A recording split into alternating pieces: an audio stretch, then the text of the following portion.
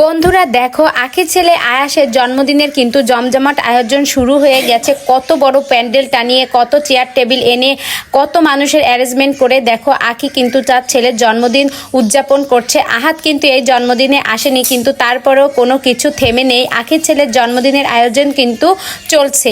দেখো কত বড় করে আয়োজন করছে। এরকম কিন্তু আমরা সাধারণ নিজেদের ছেলে মেয়ের জন্মদিনেও কিন্তু এত বড় অনুষ্ঠান করি না।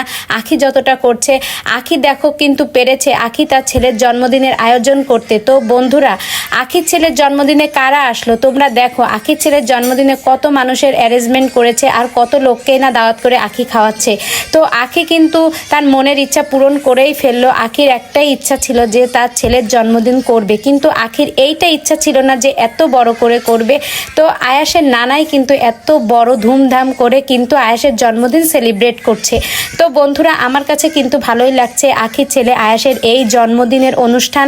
তোমাদের কাছে কেমন লাগছে প্লিজ কমেন্ট করে জানাবে। আর দেখো এত এত আয়োজন করেছে শুধু নানা মাত্রই। তো ভালোবাসা কাকে বলে এটাই এখান থেকেই প্রমাণ হয়। তো বন্ধুরা, এই ভিডিওটি সম্পর্কে তোমার মূল্যবান মতামত কমেন্টে জানাবে।